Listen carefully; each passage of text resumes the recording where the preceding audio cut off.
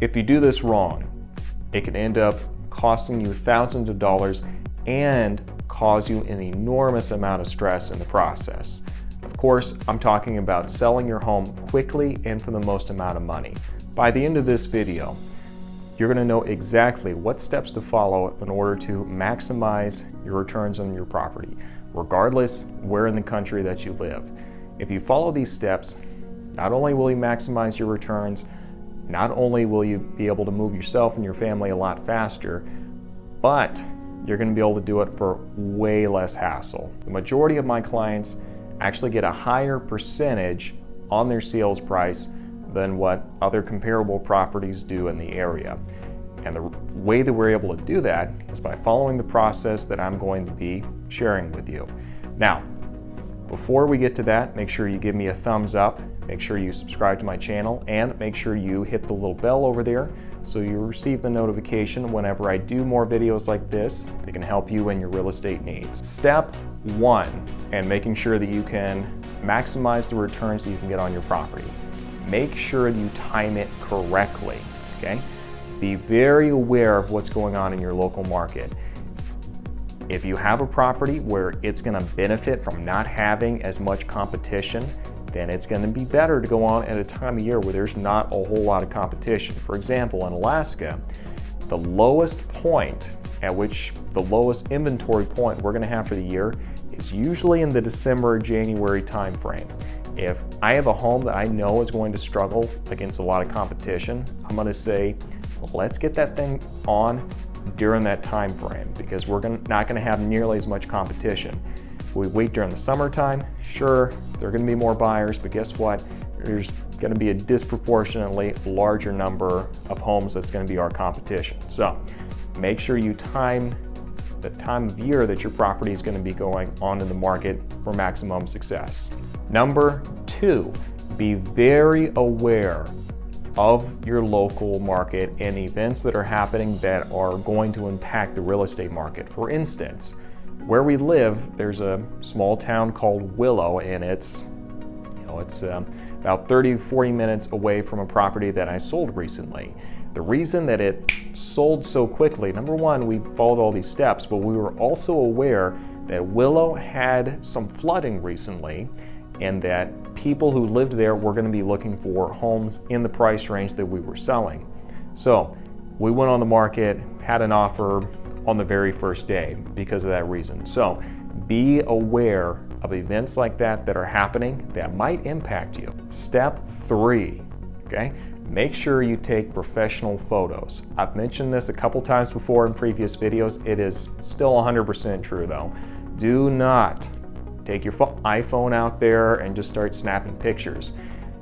Sure, the quality might be good, but let's face it, unless you are an actual photographer, you're not going to have nearly as good of a polish on the final product as a professional photographer is, who is used to getting all the angles correctly and the lighting perfect and making sure that you have a good perspective on where the house sits in relation to the scenery. So just get a professional photographer. Don't be cheap on this. It's typically only about $250 to $350 anyway, and it really goes a long way because we live in a digital world, and if you're pumping low quality photos out there and everyone else is using professional photos, it's going to really stand out for a bad reason. So don't go cheap, get professional photos. Number four is staging, okay? Make sure the house is actually staged. That should go without saying, but you need to make sure that it is picked up, that people are going to feel comfortable when they're in there.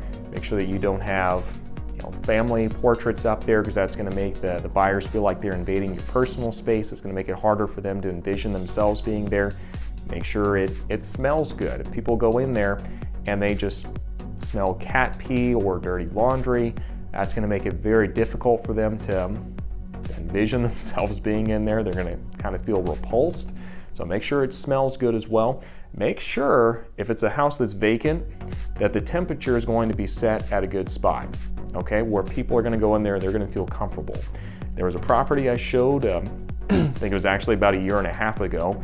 We went in there and it was actually right around like 50 degrees or something like that inside the house. during the winter time. There should never be a scenario where people are shivering inside your house. There's no way you can have any kind of connection to a house when you're freezing inside.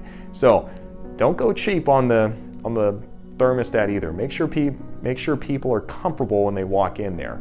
And also just some of the more basic stuff, make sure you leave the lights on when people are going in there to look at it, because most of the time agents aren't going to be able to show up beforehand in order to go through and turn all the lights on. So make sure you just do that, okay?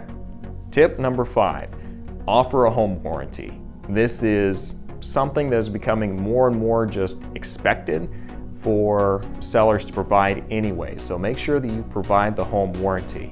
Chances are it might actually end up saving you money in the long run. And the reason for that is that if you get the home warranty that actually covers the seller as well during the transaction, if something comes up during the inspection period, there might be a chance you can actually have the home warranty pay for the majority of the costs associated with that repair, which is great because obviously any way you can save is good. So get the home warranty.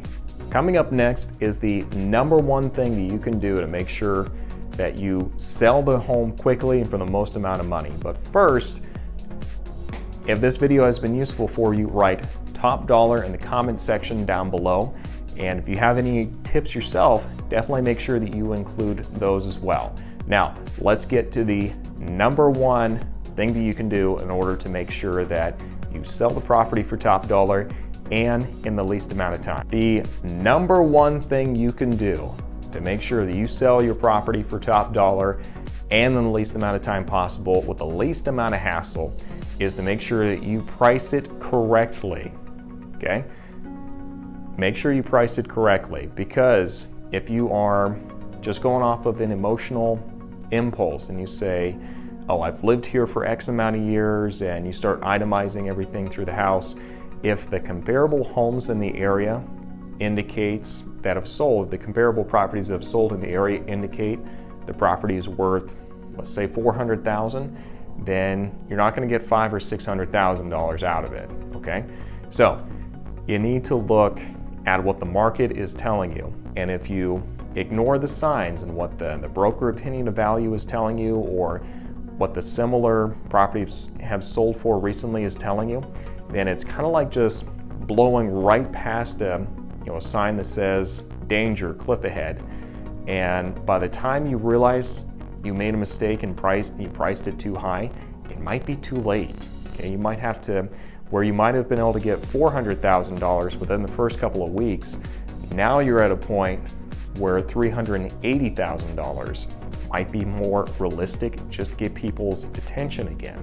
So make sure that you price it correctly. Thank you for watching.